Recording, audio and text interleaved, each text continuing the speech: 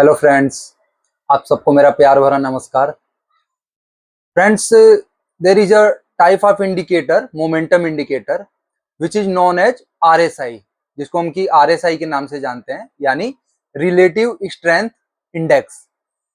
दोस्तों, ये ऐसा इंडिकेटर है, मोमेंटम इंडिकेटर, कि अगर आप इसको यूज करेंगे then you can find excellent companies and we have to merge fundamental analysis within it. हमें फंडामेंटल भी इसमें मिक्स करना पड़ेगा। अगर आपने मतलब ये अकेले में इंडिकेटर का यूज नहीं करते हैं हम, ये आरएसआई का, हम इसको किसी न किसी फंडामेंटल एनालिसिस करके या और कुछ इंडिकेटर्स के साथ इसको यूज करते हैं, तो हमें मैक्सिमम बेनिफिट इसमें मिलता है।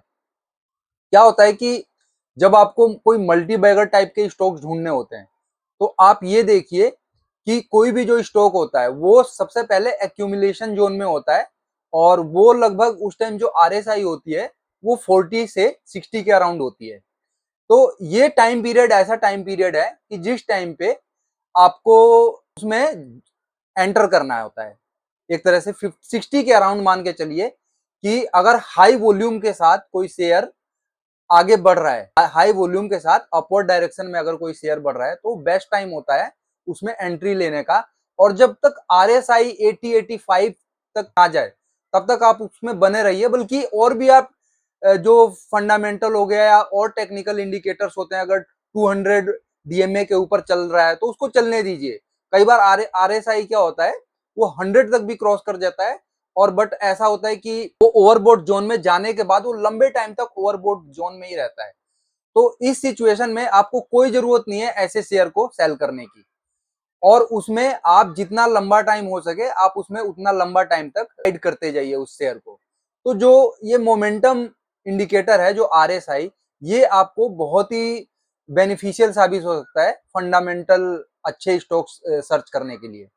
जब आरएसआई 30 से नीचे होता है तो वो ओवरसोल्ड जोन में आ जाता है, और उस टाइम पे आपको देखा जाए तो एंट्री नहीं लेनी चाहिए, क्योंकि ज्यादातर ऐसे शेयर लंबे टाइम तक डाउनवर्ड डायरेक्शन में रहते हैं, या फिर वो बहुत ही ज्यादा टाइम ले सकते हैं अगर उनमें कोई पॉजिटिविटी नहीं आती है। तो कई बार ऐसा होता है कि जो फंडामेंटली वीक शेयर होते हैं वही 30 से नीचे आरएसआई उनका होता है।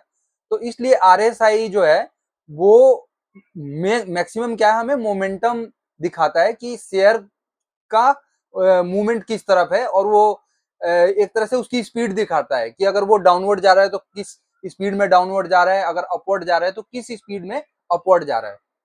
तो जैसे मैंने बताया कि अगर ये 40 से 60 के अराउंड आरएसआई है, तो आपको चेक करना है कि विद वॉल्यूम ये ऊपर बढ़ रहा है कि नहीं। अगर ये अपवर्ड डायरेक्शन में शेयर जा रहा है विद हाई वॉल्यूम, मतलब अगर 3 से 4 गुना वॉल्यूम है इसमें, तो आप उसमें बाकी फंडामेंटल्स और बाकी चीजों को चेक करते हुए एंटर कर जाइए। और जब तक आपका बाकी चीजें सपोर्ट कर रही है, एक रेजिस्टेंस को अगर तोड़ के ये शेयर ऊपर चढ़ गया है, बढ़े जा रहा है ऊपर, और 200 डीएमए के ऊपर है, तो आप उसमें लंबे टाइम तक बने रह सकते हैं, और ये आपको एक लंबे टाइम तक अच्छा प्रॉफिट दे के जा सकता है ऐसा शेयर।